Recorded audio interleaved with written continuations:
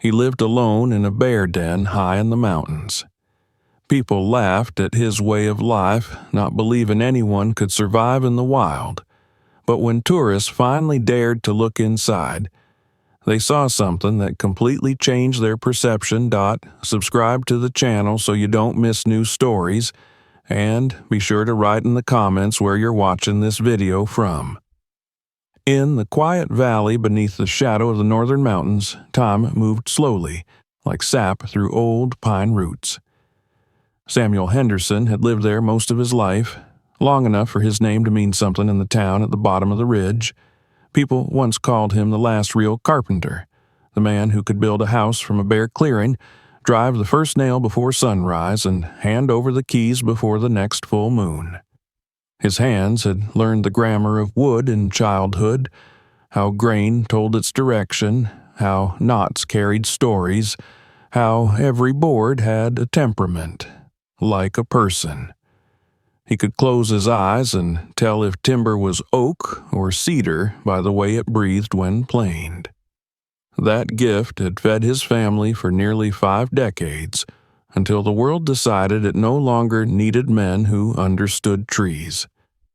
He had grown up the son of a logger and a seamstress in a clapboard cabin that leaned against a line of spruce trees. His father smelled of sawdust and tobacco. His mother's hands carried the scent of soap and ironed cotton. From them, he learned 2 things that never left him. Work done by hand carried a kind of honesty that machines could never match, and nothing stayed whole forever, no matter how well you built it. As a boy, he carved small birds from scraps of lumber his father brought home. By the time he turned 15, those birds had already begun to pay for bread. The years that followed were full of motion, hammering, building, repairing. He married young, built a modest home on the edge of town, planted a pear tree in the backyard, and painted the porch rail a soft green because his wife liked the way it looked against the mountains at dusk. Together, they raised 2 children, a boy and a girl, who used to play with the curls of wood that fell from his workbench. The town grew to know him as dependable, the kind of man who arrived before sunrise and left after dark, never complaining, never cutting corners. His shelves and staircases and door frames outlasted storms, marriages, and even the businesses that once stood above them. Then came the years when everything began to close. The lumber mill where he bought his boards cut shifts, then wages, then lights. Outsiders arrived in pressed shirts, posted notices, and left behind silence. Samuel stood in the emptied mill yard on the last day, running his palm across the cold bark of the last unprocessed log. The machines had stopped. All he heard was wind. Without warning, the rhythm that had kept his life in motion collapsed. The death of his wife followed not long after. A winter fever, small at first, turned to weeks of hospital lights and antiseptic smells. When she was gone, the house lost its voice. He walked from room to room, hearing only the echo of footsteps and the creak of boards he himself had laid.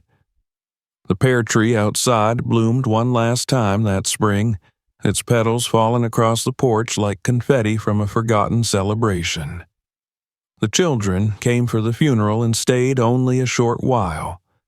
They had their own homes now, their own debts, their own distances. He didn't blame them. Love, he thought, was never about keeping. It was about letting go at the right time. Bills began to pile like autumn leaves. The pension from the mill barely covered food. He sold his tools piece by piece, the circular saw first, then the power planer, then even his workbench, which a younger carpenter bought and hauled away in the back of a pickup. Each sale left him lighter and emptier at once, as though pieces of himself were being carried down the road and scattered. He tried small jobs, repairing fences, mending doors, but the town no longer had much use for repairs. New houses came prefabricated, their walls too clean and too hollow for his touch. The house he'd built for his family began to turn against him. Leaks appeared in the roof, and he no longer had the strength or money to climb and fix them. Paint flaked like dry skin. The rooms that had once smelled of bread now carried the odor of damp wood and old smoke. Some nights he sat on the porch, listening to the low hum of the highway beyond the ridge, thinking how strange it was that he had built homes for others but could no longer afford his own. A craftsman without a house was like a bird without a tree. One evening in late October, as the sky bruised purple above the hills, Samuel carried a wooden box to the porch. Inside were the last tools he refused to sell: a folding knife, a small hammer with a worn oak handle, a chisel, and a square.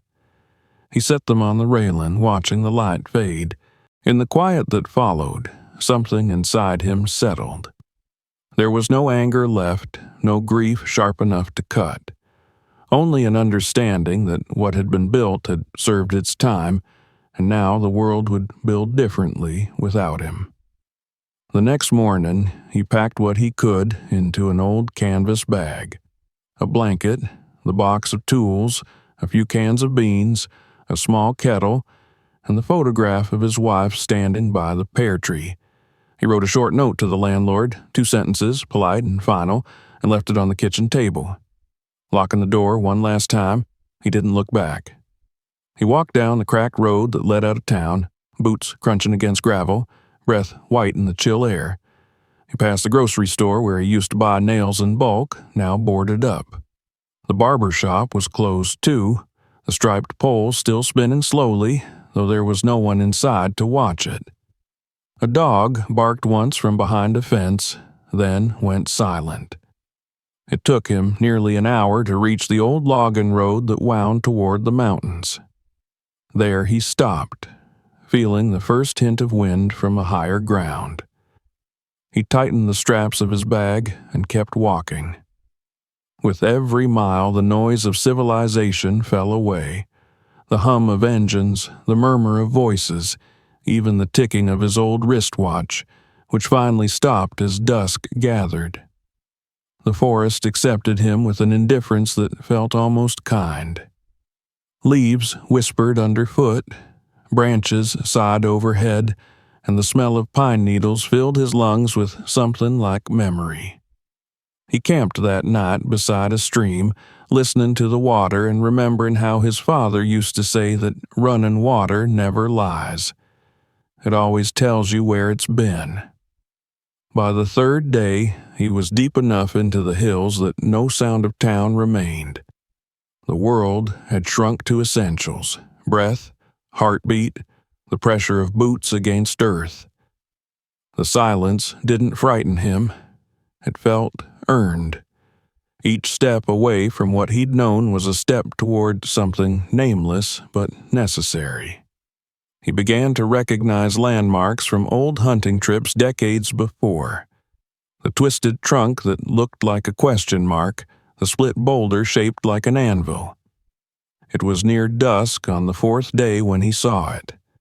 A dark opening in the hillside, half hidden by tangled brush and fallen branches.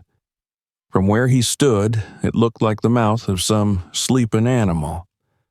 The air drifting out was cold and faintly musky. He approached slowly, clearing a few limbs, peering inside. The earth dropped away a few feet, revealing a hollow space, round and deep. Scratch marks scored the stone near the entrance, long and deliberate. He ran his fingers across them, realizing what they meant. A bear had once lived here, maybe long ago, maybe not so long. He hesitated. The sensible part of him whispered to move on, to find a dry patch under the trees and wait for morning. But something in that hollow called to him, not a voice, but a feeling, as if the earth itself were offering a place to rest. He crawled inside, careful not to disturb anything, and sat down. The air was still, cool, faintly damp. It smelled of soil and rain and a wildness he hadn't felt in years. He built a small fire at the mouth of the den, feeding it bits of bark until a gentle warmth filled the space. The walls shimmered orange, slick with condensation.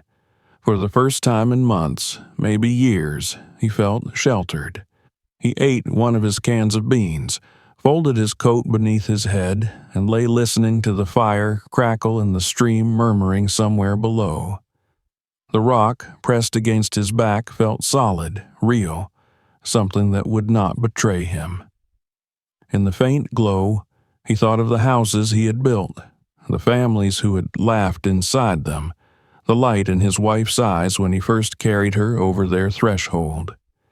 He thought of the pear tree, of its pale blossoms scattering like snow each spring. All those things had come and gone. But here, in this rough cave, there was no pretending. Stone was stone, night was night, hunger was hunger. There was a truth in that simplicity he hadn't known he was missing. When dawn seeped in, pale and uncertain, he was still there. He stepped outside, stretched his stiff legs, and looked at the valley below, a sea of trees brushed with mist.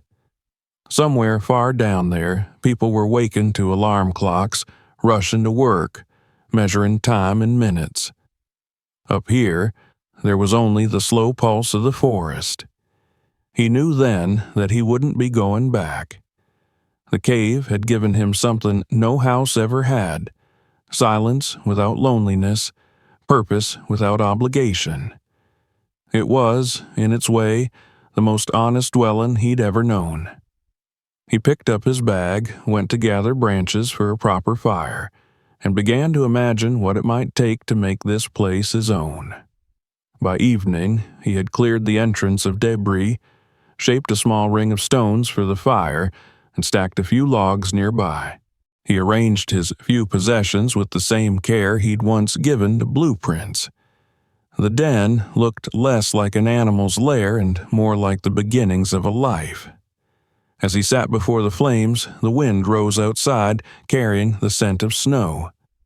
The fire hissed softly. The stone walls caught the heat and gave it back, a steady, breathing warmth. Samuel closed his eyes and listened. The mountain exhaled through the pines. Far away, an owl called.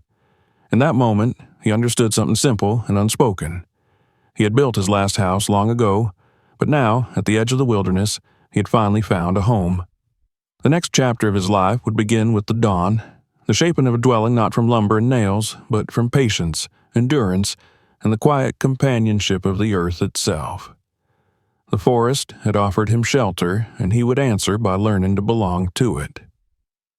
Morning broke gray and quiet, the kind of light that softened the edges of everything it touched. The forest was still damp from the night's mist, and Samuel could see faint plumes of his breath as he stood before the dark mouth of the cave. The memory of the first night lingered in his body, the warmth of the fire, the weight of the stone behind him, the strange comfort that came from realizing no one could find him here unless he wished to be found. The cave had not frightened him. It had calmed him, as though it had been waiting. He began his second day there by walking the perimeter of what he could now think of as his home. The entrance was larger than he remembered in the dimness of last night, wide enough for a bear to have passed through without effort. The ground sloped down gently inside, leading into a chamber shaped almost perfectly round, like the hollow of a giant cupped hand. The stone walls were slick with moss and moisture, gleaming faintly where light caught them. There was a faint scent of wildness and something musky, not unpleasant, but thick with memory. He crouched, running his palm across the grooves in the rock. They were deep, deliberate, the curved strokes of claws dragging against the surface. This had once been a creature's home, one built not by tools but by persistence and instinct. Somehow, that fact did not bother him. It only deepened the sense that he had come upon something sacred, something beyond the work of human hands.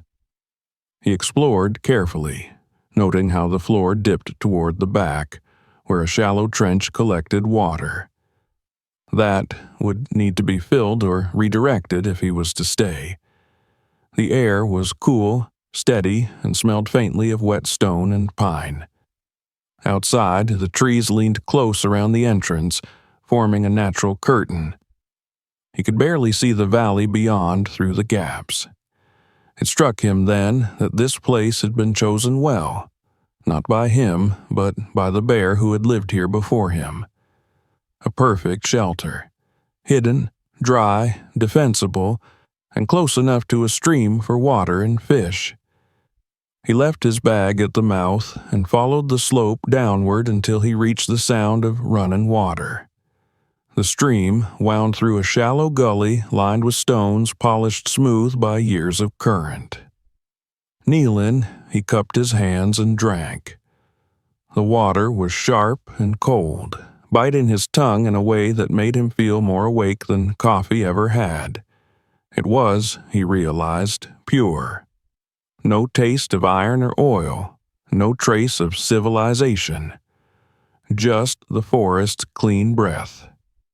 He spent the rest of the morning gathering what he would need for the coming days. Branches, fallen bark, a few smooth stones that could serve as supports for cooking. He worked slowly, not rushing, his movements deliberate. The rhythm of physical labor came back easily, as though his muscles had been waiting to remember. Every piece of wood he found he tested for soundness, tapping it lightly, listening to the tone. Even here, far from nails and saws, his carpenter's instinct guided him. By midday, he had built a small pile near the entrance and cleared away the tangle of brush that blocked the light. Inside, the cave remained cool and dim. He noticed that the ground near the back wall was damp, but the center, where he had slept, was dry and firm. He used a branch to draw a rough plan in the dirt, where to set the fire, where to store food, where to sleep. He smiled faintly at himself. Even alone, he still thought in blueprints. It was a habit he could not unlearn, the need to order space, to make sense of chaos through structure. The first true night in the den began with rain. It came suddenly, a thin drizzle that grew into sheets of water sliding through the trees. Samuel watched from the threshold as the forest blurred into gray motion. The sound was immense, a continuous whisper broken only by the occasional crack of thunder rolling across the ridge. Yet, inside, he was dry. He pulled the makeshift barrier of branches and stones across the entrance, leaving a narrow slit for air. The cave darkened, and the firelight grew stronger against the stone, painting the walls in trembling shades of gold and amber. He listened to the rain for hours. It was different from the noise of roofs and gutters, purer somehow, like a conversation between the earth and sky that didn't need translation. Somewhere in that rhythm, his thoughts began to settle into a strange kind of peace. He wasn't thinking about rent or bills or anything that had defined his life before. Here, there was no need for that. There was only warmth, food, and the steady pulse of nature outside. When sleep came, it was deep and dreamless. The next morning, mist hung low over the forest, and droplets clung to every blade of grass like glass beads. Samuel went out to inspect the area. The ground near the entrance had held well against the rain, but he noticed a small pool had formed near the back wall. He decided to raise his sleeping area slightly, gathering flat stones and layering them with dry leaves and bark to form a primitive bed. It wasn't comfortable, not in the way of a mattress, but it kept him above the dampness and made the ground feel alive beneath him, not hostile. As the days passed, he began to treat the den as a project. He built a better fire ring, arranging stones in a circle and filling the gaps with clay to hold heat. He dragged fallen logs closer for fuel and stacked them neatly along the inner wall. He found a few scraps of old rope tangled in a bush and used them to lash together branches into a frame that he could pull across the entrance like a door. It wasn't beautiful, but it worked.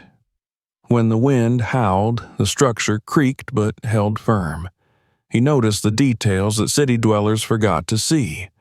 The way moss grew thicker on the northern side of stones, the particular rustle of dry leaves warning of small animals nearby, the faint sweetness of wild mint crushed underfoot. He learned where sunlight reached the cave mouth in the morning and where shadows lingered longest at dusk. The forest began to reveal itself not as wilderness, but as a kind of architecture, living, flexible, precise. Once, while searching for kindling, he found a patch of animal fur snagged on a branch, coarse and dark brown. He turned it in his fingers, imagining the creature that had once owned this home. There was a kind of kinship there, unspoken but undeniable. The bear had left its marks. Now he was leaving his. Both had come seeking the same thing, shelter from a world that demanded too much. He thought often of the strange symmetry between his life and this place. A bear digs a den by instinct, driven by hunger and survival. A man, stripped of everything he thought defined him, finds himself doing the same. In both cases, nature provided the materials, and hands, or paws, did the rest. It wasn't dignity he sought here, it was honesty. As weeks turned into something like a season, the den changed under his care. What had once been raw stone and dirt began to take on traces of human presence. He found an old tin coffee pot near a ranger's cabin miles away and carried it back like a treasure. He discovered that if he placed a flat stone above the fire, he could boil water without blackening the pot. He lined the sleeping area with pine boughs, their scent filling the space with freshness even after they dried. The cave began to smell not just of earth, but of wood smoke and life. The transformation was small but meaningful. The den no longer felt borrowed, it felt earned. Each evening, when the last light of day faded through the trees, he would sit by his fire, carving small pieces of wood into shapes. At first, they were crude, blocks and stumps, attempts at animals he barely remembered, but his hands remembered better than his mind. Soon, tiny figures began to appear, a fox, a deer, a bird mid-flight. They sat on the shelf of stone near his sleeping place, silent company in the flicker of flame. One afternoon, while cleaning near the stream, he noticed a group of hikers passing through the distance, unaware of him. Their laughter carried faintly through the trees. He crouched low and watched them go, feeling neither envy nor fear, only distance. They belonged to another world, one of schedules and destinations. He belonged to this stillness now, this patient rhythm of weather and hunger and work. The den had become a map of his days. Morning meant fire and water. Noon meant foraging. Evening meant reflection. Time no longer ran in minutes, but in needs. The first real challenge came with a night storm that shook the mountain. The wind howled through the trees, tearing at branches, sending needles and debris slashing through the air.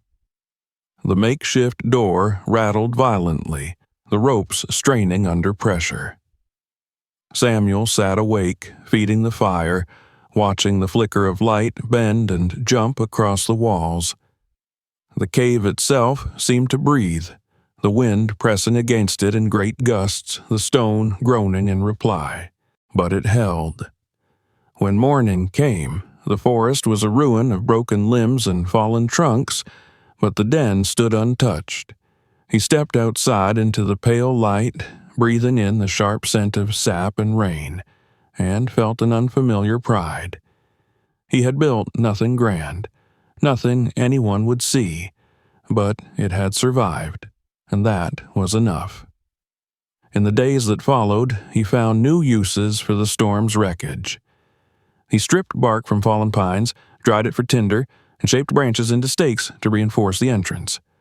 The forest had given him raw material. He returned the favor by keeping it tidy. He began to think of himself as caretaker, not intruder.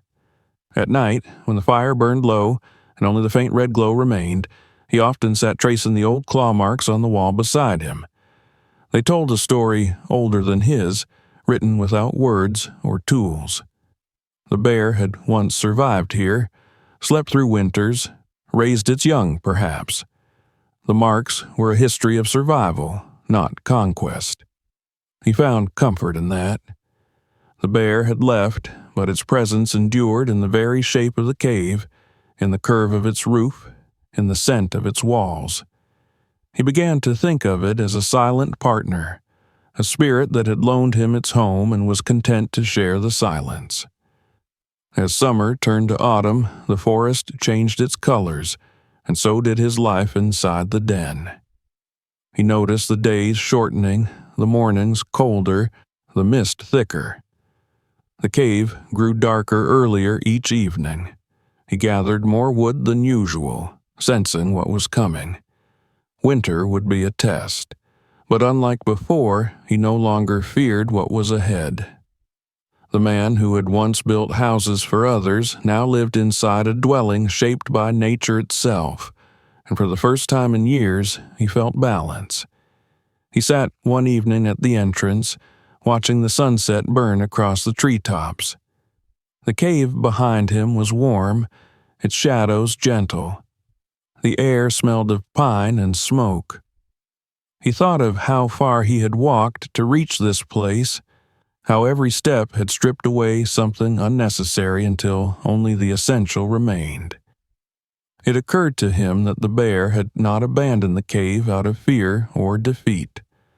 Perhaps, when its time here was done, it simply moved deeper into the mountains, leaving behind what it no longer needed.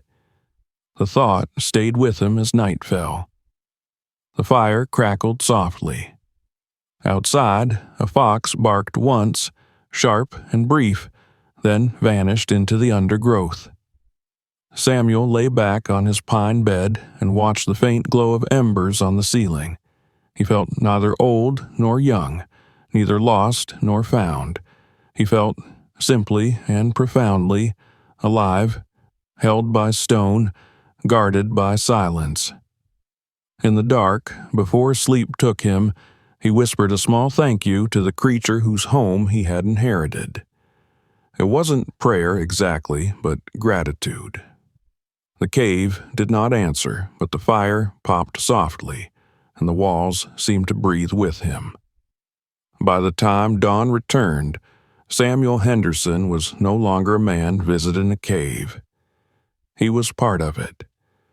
The den had claimed him as surely as he had claimed it. The world he left behind had grown distant, almost imagined.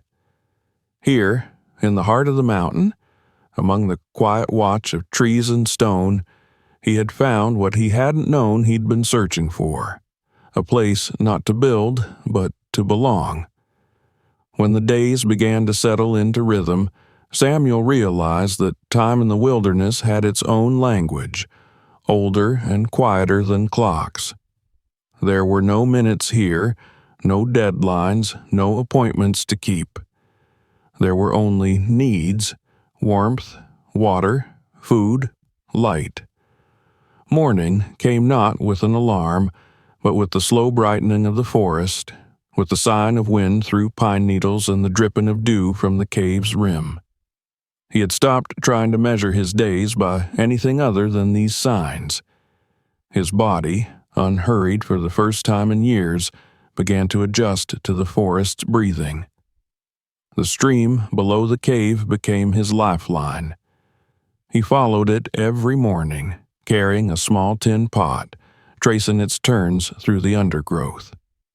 The path was slippery in places, lined with ferns and slick stones, but he learned it quickly. He learned to recognize which pools were deep enough to hold fish and which were too shallow. He carved a crude spear from a sturdy branch and fastened the sharpened end with a piece of metal scavenged from an old trap he found rusting near a fallen log. The first few attempts at fishing were clumsy. Splashes, missed thrusts, empty hands. But he kept trying, adjusting his angle, wading longer, studying how the trout moved in the current. The day he caught his first fish, he felt the kind of pride he hadn't known since he was a boy learning to plane wood. He cleaned the fish on a flat rock near the fire pit, careful not to waste anything, then cooked it slowly over the flames until the skin curled and crackled. The smell filled the den with a warmth deeper than heat. When he ate, it wasn't just hunger that eased. It was the satisfaction of having earned every bite with patience and understanding. Nothing in the city had ever tasted as honest. He began to study the forest the way he had once studied blueprints. Every trail, every hollow, every fallen tree had its place in his new architecture.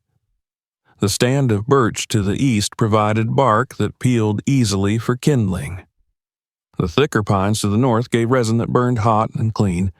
A patch of shrubs beyond the stream bore dark berries that, once tasted cautiously, proved sweet and safe. There were roots, too, starchy and filling, hidden beneath the soil. He marked their spots with small piles of stones, a quiet map only he could read. Days grew full with simple work.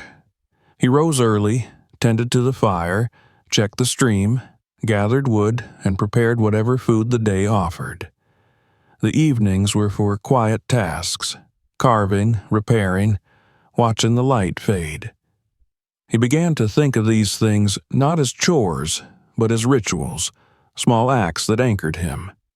He no longer needed the structure of a workday or a paycheck. His survival was its own wage.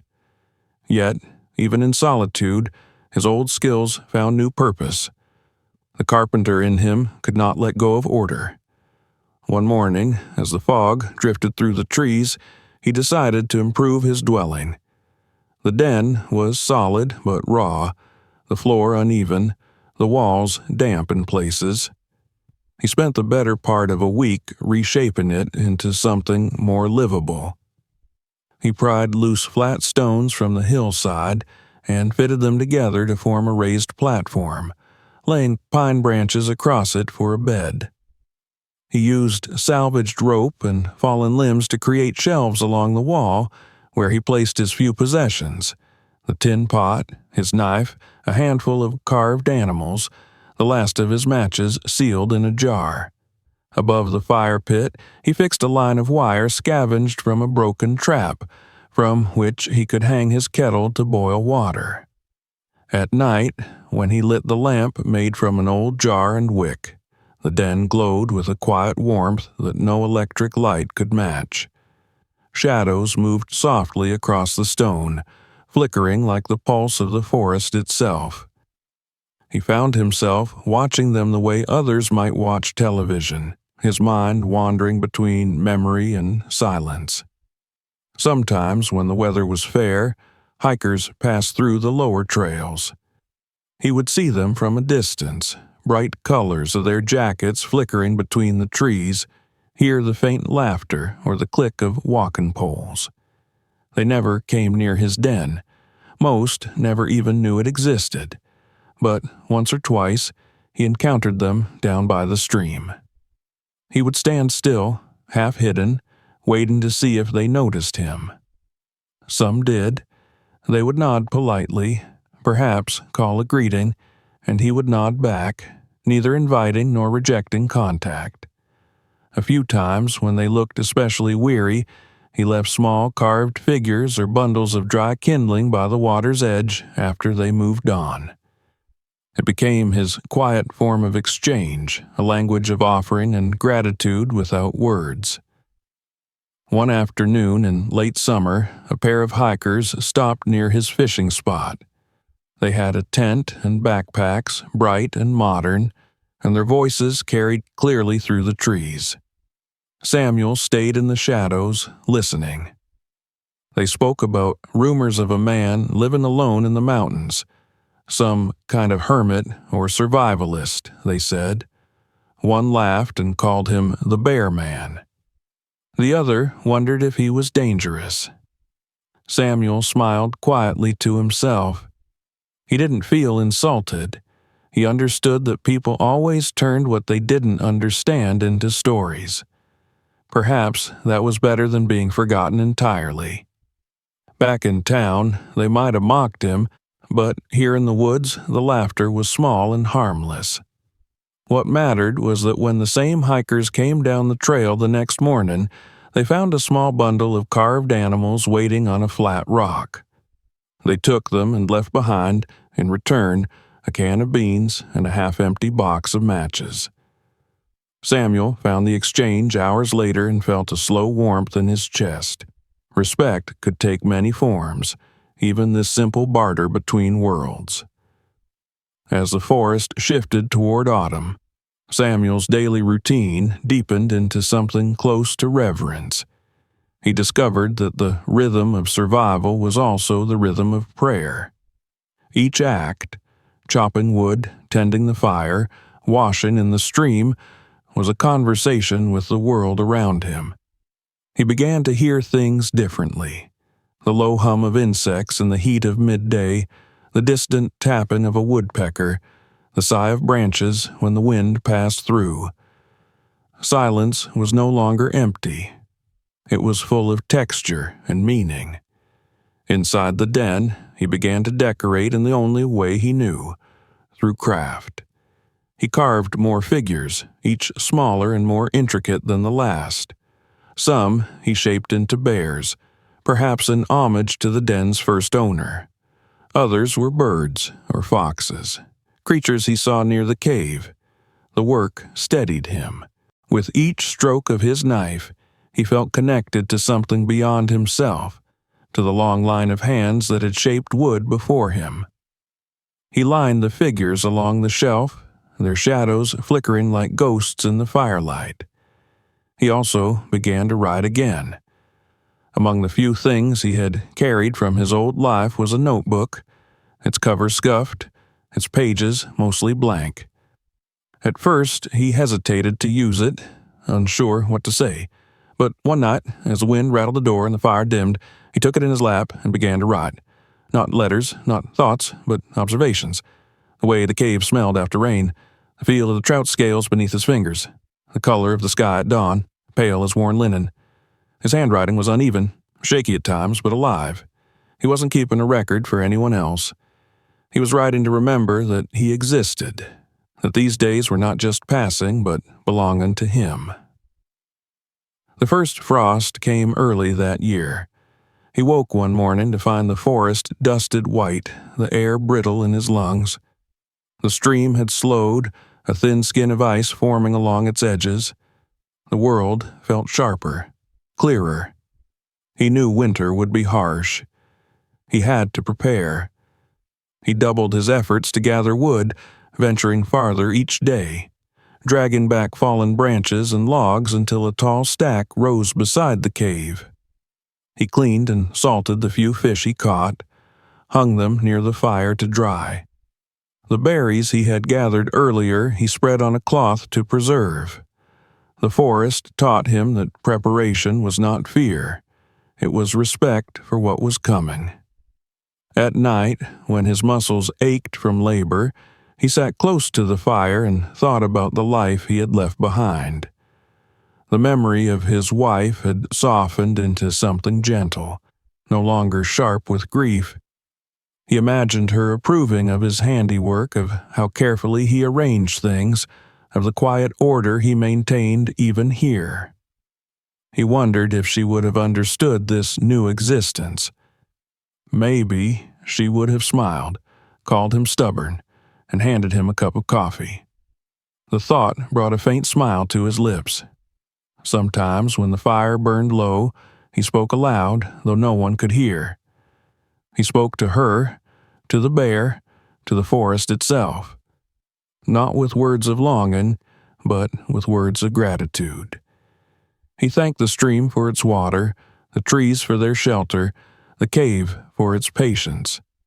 These small murmurs filled the silence like gentle prayers, anchoring him in the vastness of his solitude. One evening, as he sat at the entrance, the forest fading into blue dusk, he felt a rare stillness settle over him. The wind had stopped, the stream below barely murmured. For a long moment, everything seemed to hold its breath. In that pause, he understood something he hadn't before. He had spent his life building homes for others, shaping wood into order and comfort. But what he had really been building, without knowing it, was the skill to make peace with emptiness, to turn space into shelter. The den was simply the final form of that lesson. When darkness came, he lit the lamp, set another piece of wood on the fire, and watched the flames leap higher.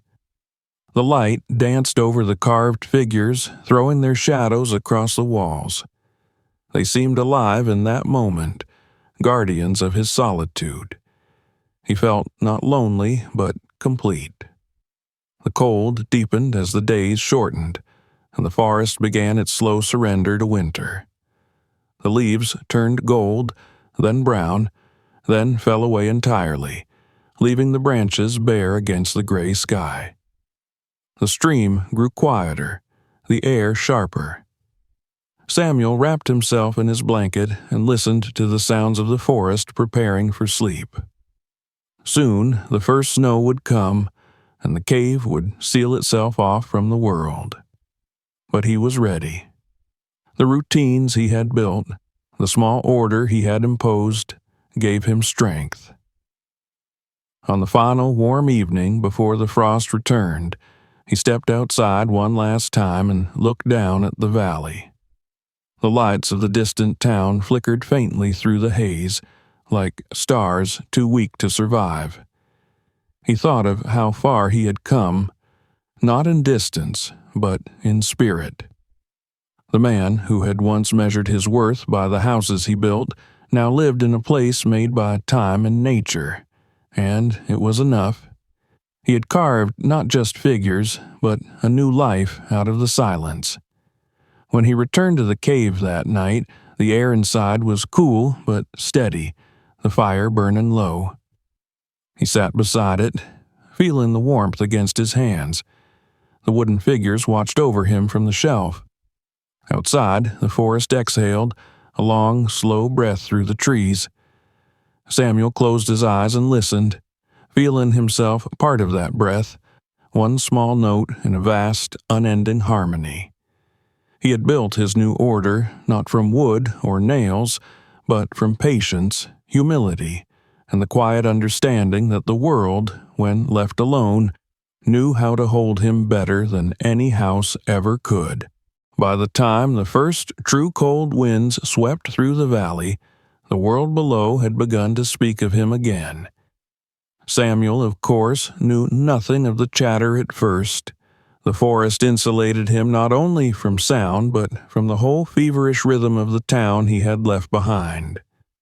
Days and nights passed in a patient sequence of work and rest, the steady companionship of the fire, the measured routine of survival.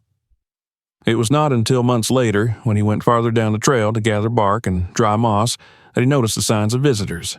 Fresh boot prints, scraps of paper, and the unmistakable laughter of young voices echoing through the trees. He stayed still, listening. The world he had abandoned was curious again, pressing against the edges of his solitude.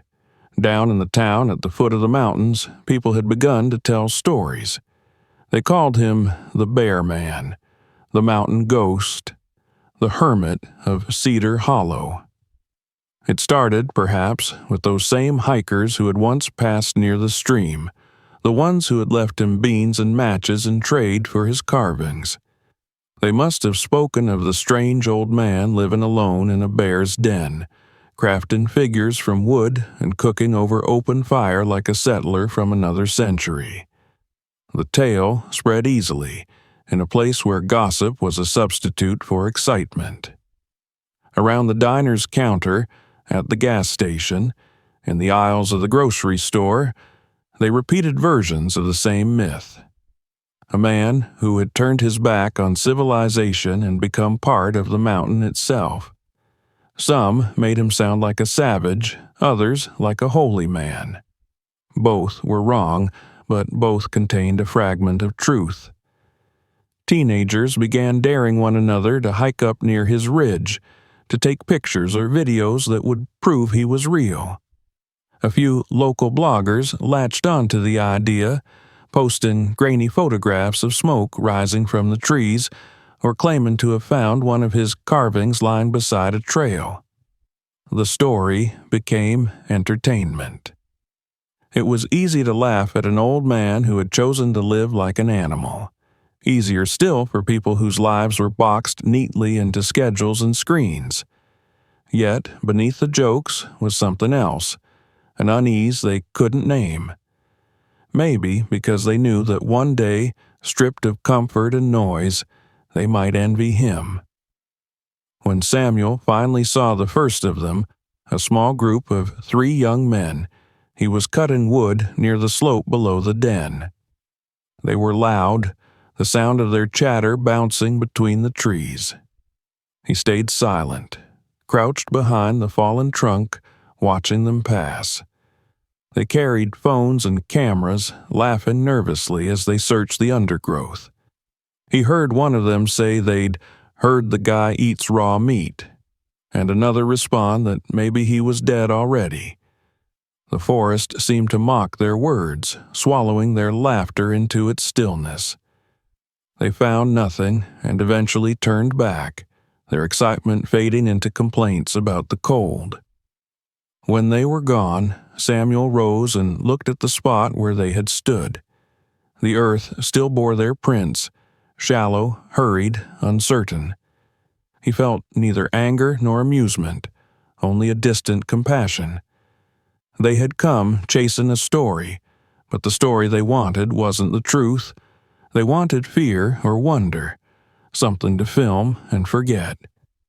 What they had missed was what mattered most, the quiet order of the place, the way the cave breathed in rhythm with the forest, the way life here asked for nothing but respect. That evening, as the fire crackled in the cave and shadows of smoke curled up toward the low ceiling, he found himself thinking about how stories are built. He had spent his whole life shaping things from wood, planks into frames, boards into tables, walls into homes. Now others were shaping him, carving his image from rumor and imagination. It was strange to realize that even isolation could not protect him from invention. Yet he also knew that every story carried its own truth, even when twisted. If people found in him the idea of freedom, or madness, or courage, perhaps that was all right. Each person saw only what their heart needed to see. Winter deepened. The forest grew silent under its weight. The river slowed to a whisper, and the den became his only true world.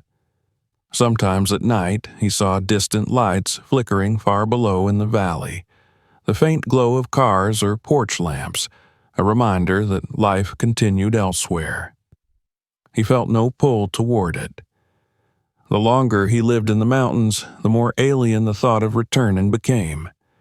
In the town, days were dictated by clocks. Here, they were measured by the color of the sky and the angle of the sun. In the town, warmth came from switches. Here, it came from fire and work. He wondered if people understood how much they had given away in exchange for convenience. But the mountain, indifferent to human opinion, went on teaching him. One morning, he woke to find a thin layer of ice forming on the inside walls of the den. His breath hung white in the air. The fire had gone out in the night, and the cold clung to everything. He rekindled the flames slowly, feeding them with the patience of one who knew that haste was waste. As the heat returned, he sat with his hands outstretched, feeling life creep back into his fingers. He thought of the people below, wrapped in their heated homes, and smiled at the irony that he, the man they called the Bear, knew a warmth that none of them could buy. News of him continued to spread through the valley. Someone claimed he was a veteran who had gone mad after the war. Someone else swore he was a preacher who had lost his faith. A few believed he was an outlaw hiding from justice. In the absence of facts, people built their own scaffolding of fantasy. It did not trouble him. In fact, he began to find a kind of peace in it. He realized that the stories gave him protection. As long as they thought of him as a ghost or legend, they would keep their distance. One late afternoon, when the snow had melted just enough to reveal the brown carpet of needles beneath the pines, he heard voices again, softer this time, older. Peering through the trees, he saw two hikers, a man and a woman, perhaps in their 60s, walking carefully along the ridge. They carried walking sticks and wore the calm expressions of people who had come not to conquer the wilderness, but to listen to it. He stepped out from the shadow of the trees when they were still a few yards away, raising a hand in quiet greeting. They stopped, startled at first, then smiled. The man called out that they had heard of someone living up here and had wanted to see if the stories were true. Samuel nodded once. The woman, curious, asked if he was all right, if he needed anything. He thanked them but said nothing more. His voice had grown rusty with disuse, but his eyes spoke for him. After a moment, they left him a small paper bag containing tea and dried fruit, then went on their way. That night, he brewed the tea over the fire. Its faint floral scent filled the cave, blending with the smoke. It tasted of kindness. He thought of the woman's gentle eyes, the way she had not laughed or stared, only looked at him as one person might look at another without judgment. For the first time in months, he felt the faint ache of connection, a reminder that even solitude had its limits.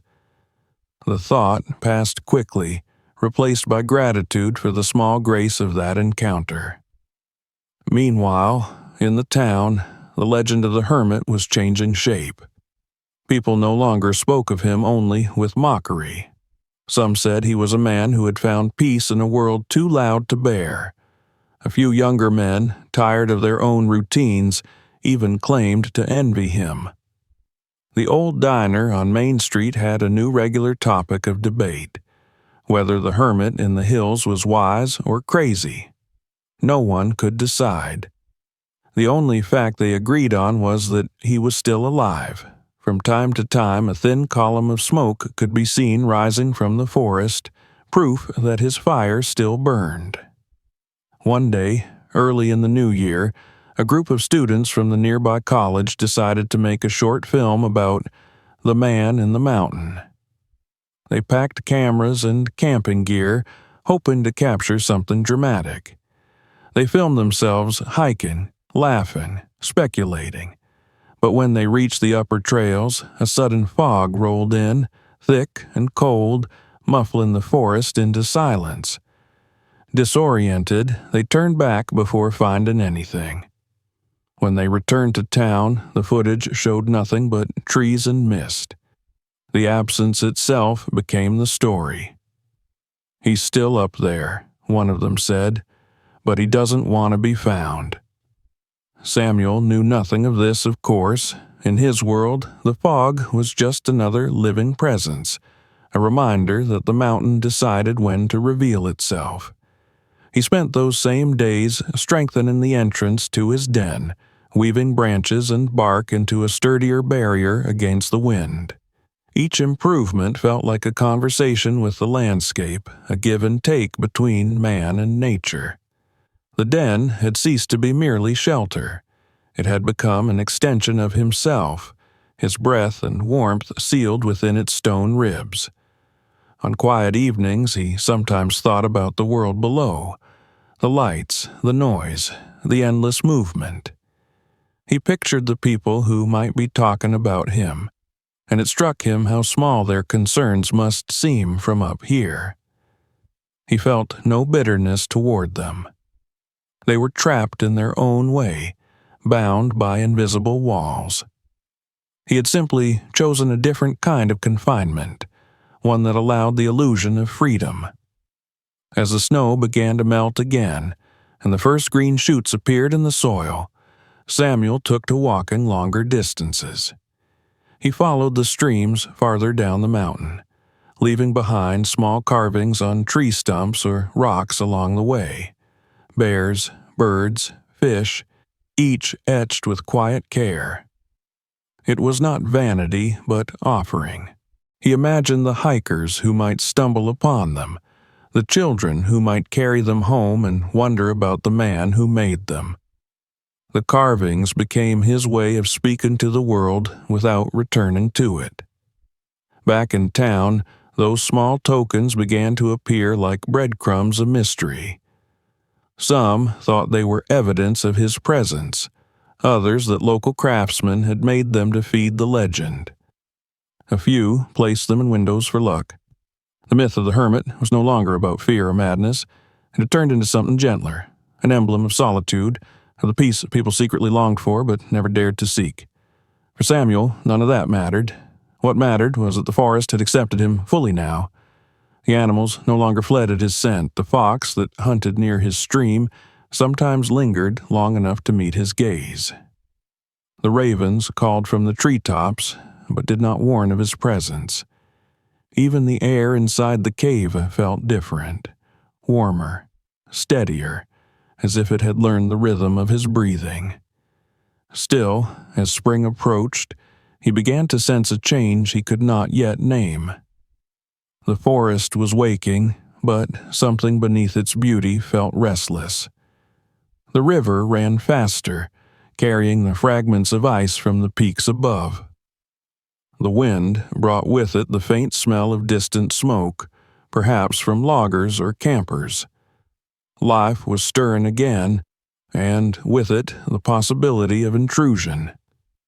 He knew that peace in the modern world was never permanent. It existed in the fragile spaces people overlooked. One evening, as he sat outside watching the sun sink behind the ridges, he thought about the stories being told in the town, the laughter, the speculation, the grainy photographs. He realized that in their own way, those stories connected him to the world he had left. He was no longer a part of it, but he had not disappeared. He had simply changed shape, like water freezing and thawing, always present, never still. When he rose and went back inside, the firelight caught the carvings on the shelf, their shadows stretching long and thin across the walls. He looked at them for a long time and felt something close to pride, though not for himself. Pride for the bear who had built this place before him, for the mountain that held them both, for the simple fact that he had survived another winter. The world below could keep its legends. He had his truth, carved in silence and smoke. Outside, the forest settled into darkness, and the first stars appeared over the ridge. The wind carried the faint echo of laughter from far away, perhaps real, perhaps only imagined. Samuel listened, smiled faintly, and turned back toward the warmth of the fire. The mountain closed its hand around him again, keeping its secrets as it always had. And somewhere down in the valley, the legend of the man in the bear's den grew just a little larger, while the man himself slept, unaware, in the quiet heart of the forest. The first snow came without warning. One morning, Samuel stepped out of the den and found the world muted beneath a blanket of white. It wasn't deep at first, just a soft powder dusting the tops of rocks, the brittle limbs of pine, and the thatchwork of dry grass that framed the clearing outside the cave. But the air held a stillness he recognized from years past, a kind of breathlessness in the landscape that always came before the true descent of winter. He stood quietly for a long time, watching his breath rise like smoke, feeling the cold creep into his fingers. The season had turned its face, and there would be no returning. He spent the next days preparing with a focus that bordered on urgency. The stacked woodpile, which once looked so impressive, now felt insufficient. Every branch and log seemed lighter than it had before. He ventured farther from the den in search of deadfall, dragging limbs through knee-deep snow, his breath wheezing in the sharp air. Each trip took longer. The trails he had walked daily were no longer visible. Landmarks disappeared beneath the snow. The forest felt less familiar, its paths swallowed by white silence. Even the stream, which had once been his guide, had slowed into a sluggish whisper beneath a crust of ice, its voice muffled, its surface deceptive. Inside the den, the warmth retreated with every cold gust that pushed through the barricaded entrance. The gaps in the lashings allowed in more air than before, and the moisture from his breath clung to the inside of the bark, freezing into delicate crystals that shimmered like frost flowers. His blanket, patched and worn, did little to fend off the creeping chill that settled into his bones each night. He moved slower, not from caution, but from the stiffness that came with cold soaking into old joints. The fire, once a comfort, became a necessity. He fed it constantly, watching it with the same alertness he once gave to a table saw or a chisel edge. Without it, the cave would become a tomb. The days shortened into something barely measurable. Dawn and dusk blurred together in a pale gray wash, as though the sun had forgotten how to rise properly. Inside the den, the shadows lengthened early.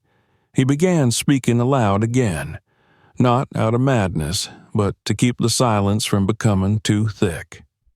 Sometimes he talked to the fire, sometimes to the carved animals that watched him from the stone shelf. Other times he spoke to the memory of his wife, her name surfacing on his tongue like a familiar song half remembered. He imagined her scolding him gently for not bringing more blankets, for not layering better, for thinking that old age made him immune to frost. Food became a slow concern. The fish he had dried earlier were nearly gone. The berries he had stored in a waxed pouch had shriveled to bitterness. He stretched his meals into rituals, small fireside ceremonies of boiling water, heating what little remained and chewing slowly. Hunger gnawed at him, not violently, but steadily, like a dull ache in the stomach that never quite left. He rationed with discipline, knowing that recklessness would mean starvation before the thaw. But even caution had limits, and the cold burned calories faster than he could replace them. One night, the wind rose into a howl so loud it seemed to shake the walls of the cave. Snow blew in through the top seam of the entrance, swirling like a ghost through the firelight. The barricade trembled with each gust, the ropes creaking under strain. Samuel sat close to the flames, wrapped in his blanket, staring at the door as though expecting it to tear loose and reveal the storm's teeth. He knew the mountain could kill without hatred, without even noticing. It didn't need a reason. It simply waited for carelessness. That night, sleep came in snatches. Dreams rose like mist, half images of warm rooms, of sunlight through curtains, of bread and coffee, of his wife's hand brushing his. Then the wind would surge and snap him awake, heart pounding, breath clouding the air. He dozed again and woke again, measuring time by the dwindling height of the fire's glow. In the morning, the storm had passed, but the cold remained. The snow outside had risen nearly to the top of the barricade. He cleared it slowly, one armful at a time, his breath heaving in the brittle air. The sky was pale and flat, The world felt empty. He gathered more wood, but it took all day, his strength halved by fatigue and hunger. By the time he returned to the den, night had fallen. He tripped twice on the slope, fallen into the snow and rising slowly, his limbs trembling from more than just exertion. His knees ached, and his hands had turned red with cold. The fire welcomed him back like an old friend, and he fed it quickly, whispering thanks to no one in particular. One morning, days later, he found tracks near the entrance. Delicate, sharp-hoofed impressions curving past the cave and vanishing into the trees. Deer. He stared at them for a long time, marveling at the quiet persistence of life. The tracks were fresh, and for a moment he considered following them, spear in hand. But he knew he lacked the speed and stealth to make the kill. The deer had survived this long for a reason. Still, he felt a surge of hope. The mountain had not gone completely silent. There was movement. There was breath. He spent the next days conserving energy. He remained in the den longer, sitting close to the fire, feeding it with discipline. His journal pages filled slowly, the handwriting growing smaller, more deliberate. He recorded the condition of the snow, the color of the sky, the patterns of the frost on the cave walls. The act of writing became a kind of tether, a way to mark that he was still present. Each sentence was a notch against the vast blankness outside. On one of those nights, a fox appeared at the cave entrance. Samuel saw it through the smoke, its shape low and sharp, eyes gleaming in the firelight. It didn't flee. It stood watching, breath curling from its nose, tail twitching behind. For a long moment, they regarded each other, two creatures sharing the same frozen world. Then, slowly, the fox turned and vanished into the snow, leaving behind only paw prints and a strange sense of companionship. It was not the last animal he would see. Once, a rabbit darted through the trees as he gathered branches, its white body like a flicker of light in the shadows. Another time, a raven landed near the stream, cawed once, then flew off again. These moments reminded him that he was not alone in the mountain's silence. Life still moved, even if it did not speak. The hunger worsened. His belly was hollow most days. He lost weight, his frame thinning, and his clothes hanging looser. But he refused to surrender to despair. Every morning he stirred the fire and whispered a greeting to the day. He remembered the old lessons of hardship, that the body could endure more than the mind believed. He drew strength from the cave itself, from its solid embrace, from the memory of the bear who had once hibernated here through winters far harsher than this. One morning, weak from fasting, he discovered a tiny mouse that had crept into the den, likely seeking warmth. It stood near the fire's edge, trembling, sniffing. Samuel watched it without moving, feeling no impulse to harm it. When it scurried away into the cracks, he whispered a blessing after it. Even now, in scarcity, he could still choose grace. The cold reached its deepest silence in late January.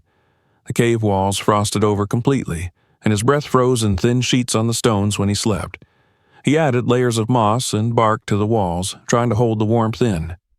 The fire burned smaller now, more carefully, the wood dwindling faster than he had hoped. But he measured it, used only what was necessary. He had become a master of endurance. Each day survived was a testament. One evening, the sky above the trees turned a shade of red he hadn't seen in months. A winter sunset, strange and vivid, lit the forest in bloody light. He stood outside, wrapped in his blanket, and watched until it faded. It felt like a sign, though, of what he couldn't say. Maybe that the season was beginning to loosen its grip. maybe, that he had almost made it. When the first melt came, it was small, a trickle of water near the cave mouth, then another. The snow crusted and cracked underfoot. The air smelled different, wet, alive. Birds returned in hesitant songs. Samuel stepped out and saw the forest waking. The weight of the season began to lift. His limbs ached, but he stood straighter. He had made it through the cold, not unscathed, but still standing. He thought again of the bear, of its claw marks in the stone, of how it must have felt to wake after months of sleep. He touched the wall gently, as if in thanks. The den had held him. The fire had not gone out. The silence had not broken him. Inside the cave, he rearranged the carvings on the shelf. He added one more, a new figure, rough but strong. It was not an animal this time. It was a man, seated before a fire, his back straight, his hands outstretched to the warmth. He placed it in the center among the others and let the shadows dance over it. The season had tested him, pressed him to his edges, demanded his patience, his endurance, his will. But he had not broken. He had learned the lessons of cold and hunger and stillness. The mountain had not been cruel, it had been honest. And now, as the light returned and the forest began to stir again, Samuel sat by the fire, eyes closed, and felt a stillness that was no longer empty but full. He was a man who had weathered winter, not because he was strong, but because he had chosen to listen to the land. That was survival, not defiance but harmony, not brute strength but quiet understanding. He breathed in the scent of thaw and earth and let it fill him. The fire popped softly beside him. Somewhere outside, a bird called. The worst had passed, and he was still here. The thaw came slowly, as if the mountain were reluctant to let go of winter's grip. Samuel noticed it first in the stream. The hard crust that had covered it for weeks cracked and groaned in the early light, giving way to a soft trickle that grew stronger with each passing day. The sound of water moving freely again brought with it a strange sense of comfort, like a forgotten melody returning to the air. Patches of earth began to emerge beneath the trees, dark and wet, releasing the heavy scent of old needles and thawed soil. The forest was waking, and, with it, the rhythms of his life shifted. He began to venture farther from the den, his steps slow but steady. The weight he had lost during the winter still clung to his frame, but his limbs responded to motion with increasing ease. He moved with the careful deliberation of someone reacquainting himself with the world. Birds returned in scattered voices, their calls tentative but growing bolder. At night, the fire burned a little brighter, the cave a little warmer. The worst was behind him. It was during one of these foraging walks, his arms full of dry branches, that he heard them. Voices. They came from somewhere down the slope near the stream, faint at first, then clearer as he approached. He crouched behind a cluster of brambles and listened. Two people, a man and a woman. Their accents suggested they weren't from the town below. They spoke with quiet urgency, their footsteps cautious on the damp earth. He saw them before they saw him, their backpacks heavy, their jackets stained with the sweat of exertion. Samuel didn't move. He had grown used to the solitude, to the idea that he belonged only to the trees and the cave and the wind. People had become shadows in his life, glimpsed only from afar. These two were different. They weren't laughing like the college students or charging through the brush like thrill-seekers. They looked tired, serious, and oddly reverent, as if the forest were something sacred.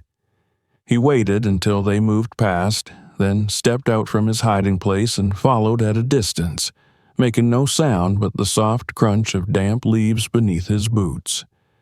He was no longer suspicious of people, but he had learned the value of watching before revealing. The pair stopped near the stream, crouching to refill their bottles. They looked around, eyes searching the landscape. The woman said something about the cave, and the man nodded, gesturing uphill. He stepped forward then, slowly, not trying to hide, not trying to surprise. The woman saw him first, straightened, and touched the man's arm. They turned together, and for a moment, none of them spoke. He raised a hand in greeting, and the woman returned the gesture, tentative but not afraid. They didn't ask his name. Perhaps they already knew it. Perhaps they knew only the story and not the man. He saw no cameras, no eager expressions, just quiet curiosity and something that looked like respect. The man reached into his pack and pulled out a small wrapped parcel, holding it out. Samuel stepped forward, took it without a word, and nodded. He didn't open it then, not because he doubted its contents, but because the act itself was the gift. They spoke in short phrases, simple things about the trail, the river, the spring melt. The woman asked if he lived nearby. He pointed towards the rise above the trees. Her eyes widened slightly. She said she had heard of someone living in a bear's den, but hadn't thought it was true. Samuel only smiled. The man said they would be heading down before nightfall, and Samuel understood. They weren't here to stay. They had come to see, to witness, and then to return to their world.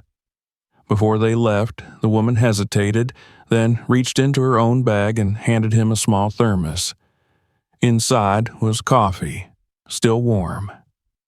Samuel took it in both hands and inhaled the scent. It filled him with a sudden, overwhelming memory. The mornings on his porch, the steam rising beside his wife's smile, the way sunlight had touched the rim of the cup. He murmured a thank you and meant it deeply. They left as quietly as they had arrived.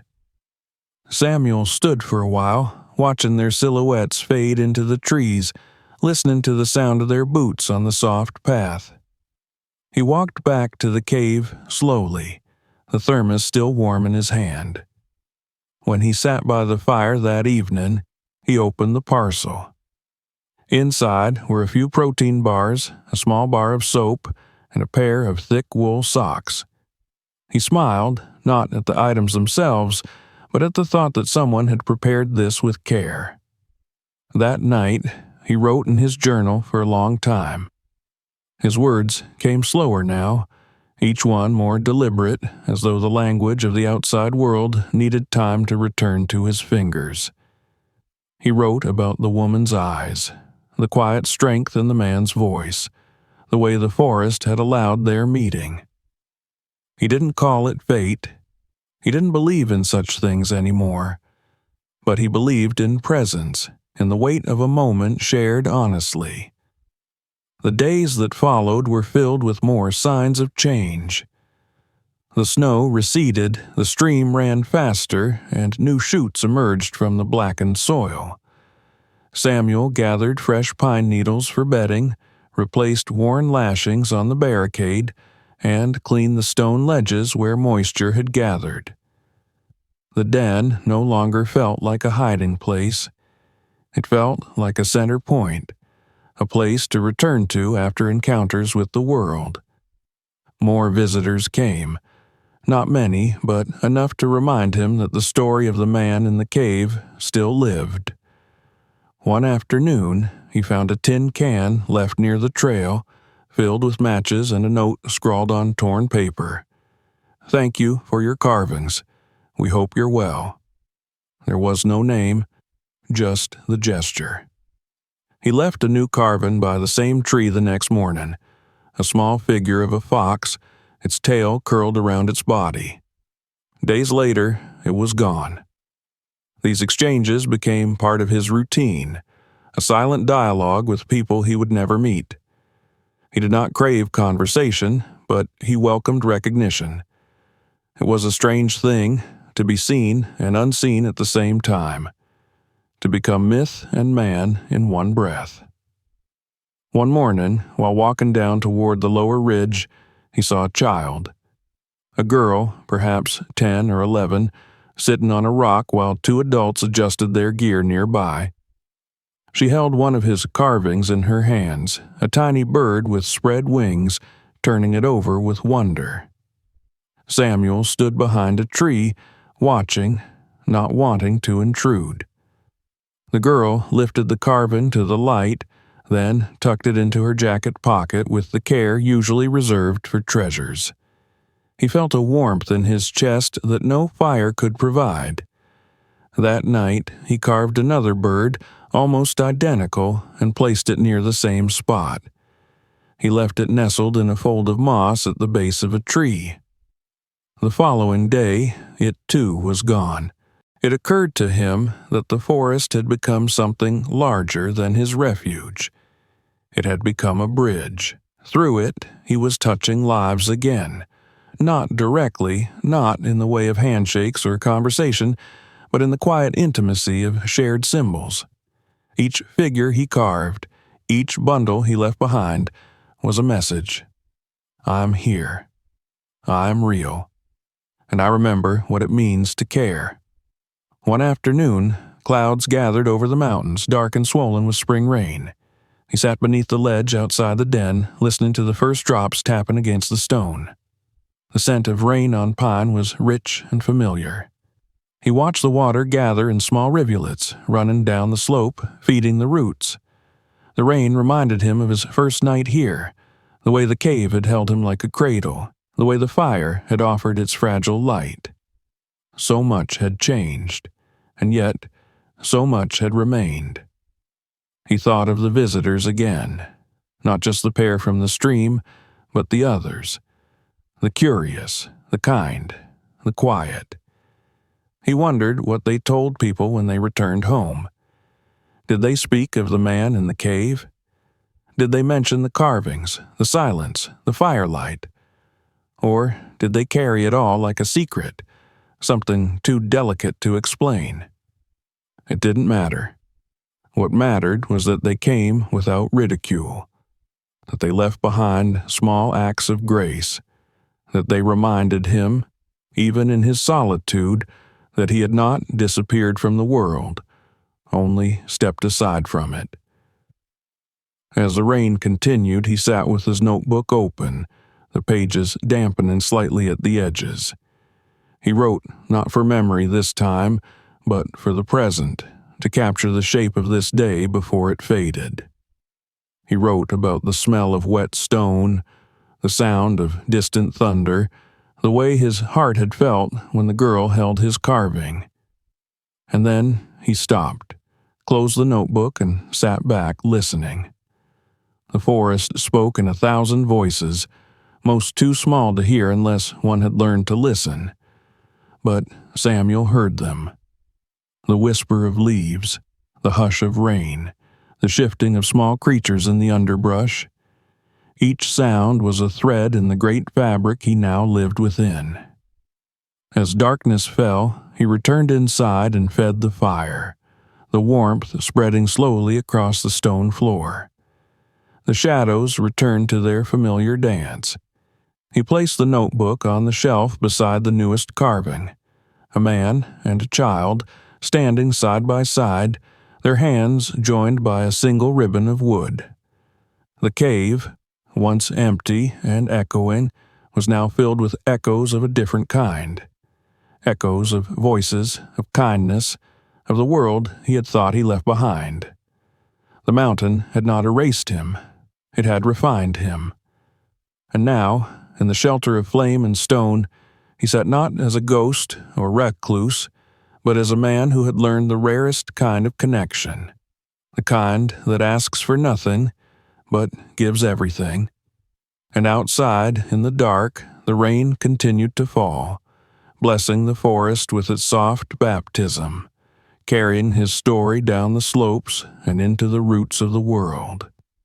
By the time the mountain had fully exhaled the last breath of winter, the forest stood drenched in spring's patient resurrection.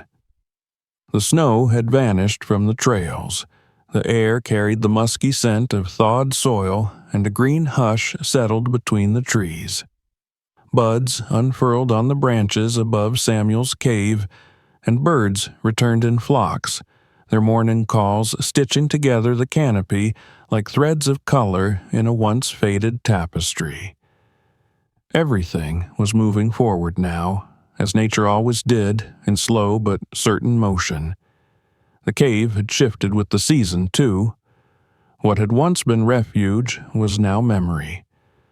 Though it still held him and the fire still warmed its stones, Samuel began to sense a subtle loosening in his spirit, a quiet tug, as if the place that had cradled him through the hardest months was gently releasing him.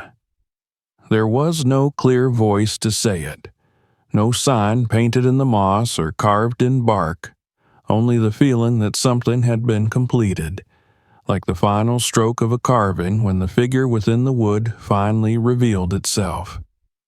He didn't rush the moment. Instead, he moved with the forest, lingering in each morning's mist, gathering kindling out of habit, patching the barricade though the nights no longer howled. He drank deeply from the stream, now full and quick, as though the water itself were eager to be elsewhere. He carved with renewed focus, shaping animals and people in strange abstract shapes, each one smaller than the last, as if he were leaving behind pieces of himself, tiny, silent footprints in the undergrowth of time. He had learned to expect visitors, not many and rarely close, but often enough now that he saw their signs without surprise.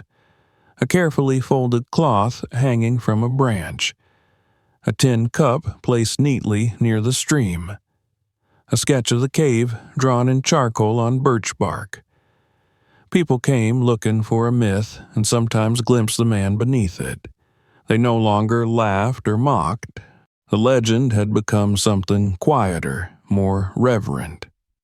The man in the bear's den was no longer a curiosity. He was a figure of endurance, and, to some, a symbol of something lost and worth remembering. One morning, as the sun broke through the trees in streaks of gold and green, he stepped outside and found a group of hikers paused at the base of the slope. There were 5 of them, 2 men, a woman, and a younger pair who looked like students. They weren't loud or intrusive. They didn't call out. One of the men noticed him and raised a hand, not in greeting, but in acknowledgement. Samuel nodded once, that was all. After a moment, they turned and made their way back down the trail, leaving behind a small wooden box filled with dried fruit, a folded note tucked beside it. He read the note that evening, sitting by the fire. It was simple, written in a lupin hand. Thank you for reminding us there's another way to live. He placed the paper with his other keepsakes, not because it flattered him, but because it bore witness. The carvings he left in the forest, the figures tucked into tree hollows or set upon stones, had done more than fill his hands during long days. They had spoken for him.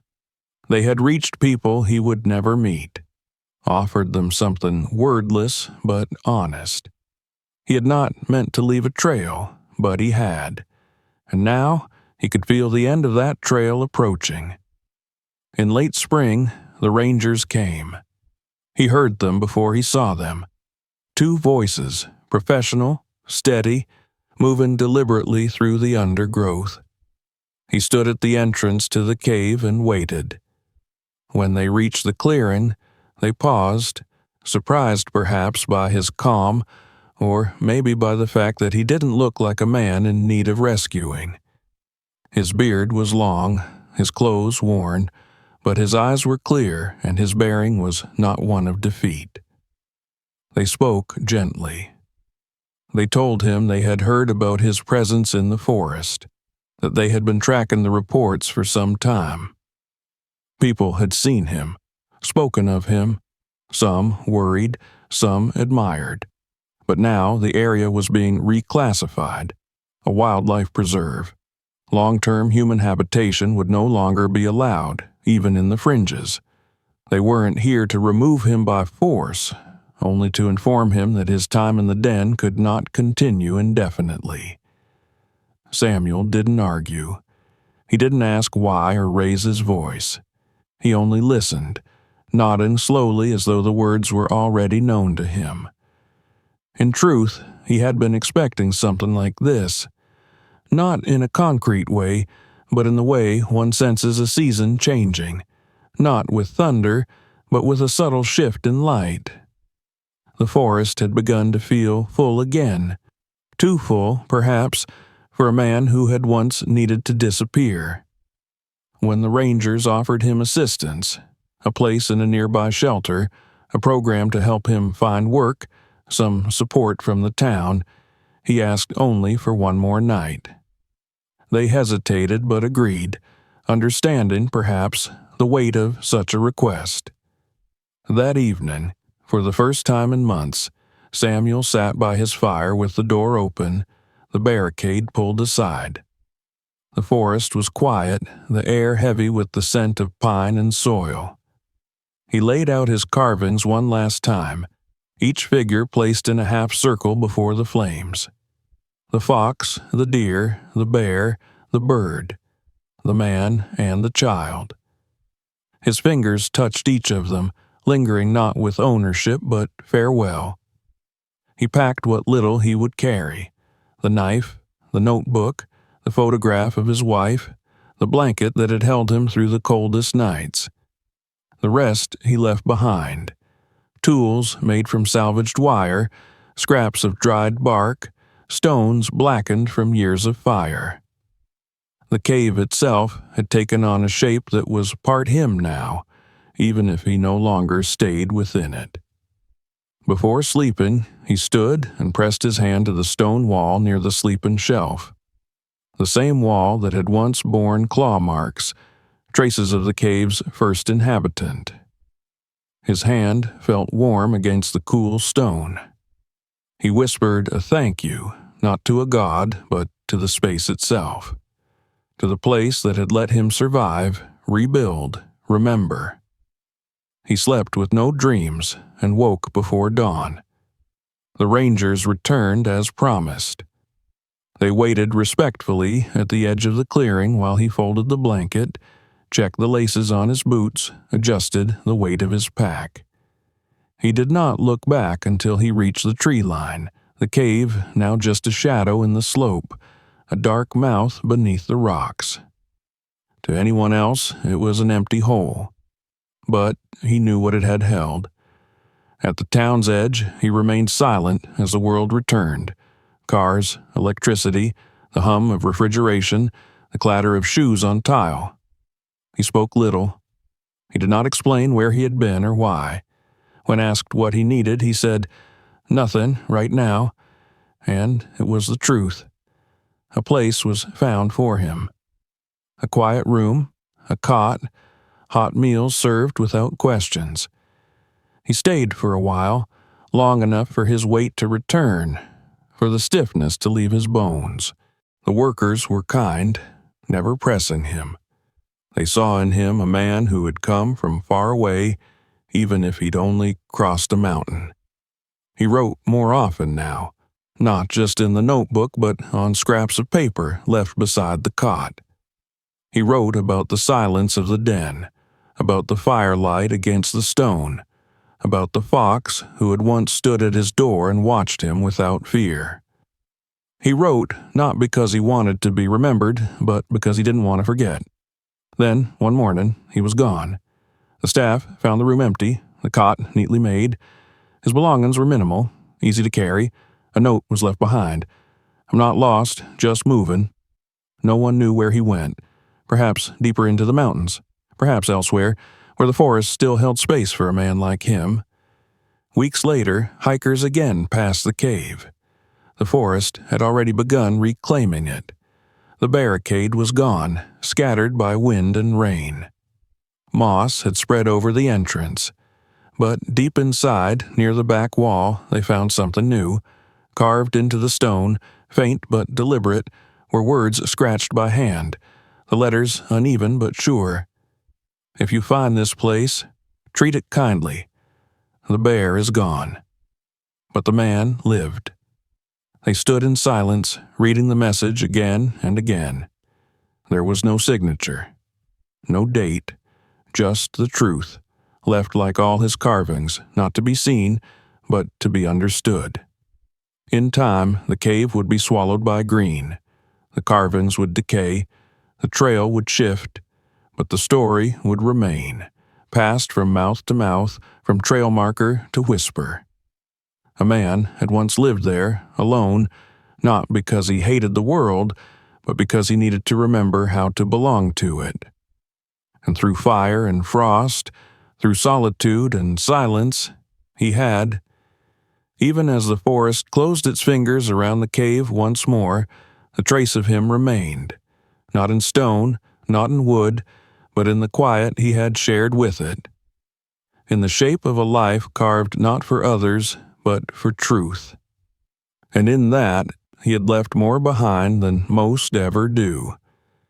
If you enjoyed this incredible story, make sure to subscribe so you don't miss what's coming next.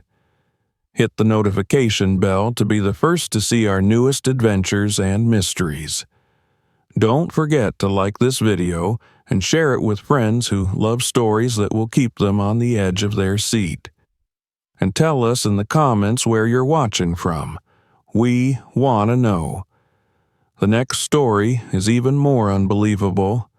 You won't believe what happens next, so stay tuned.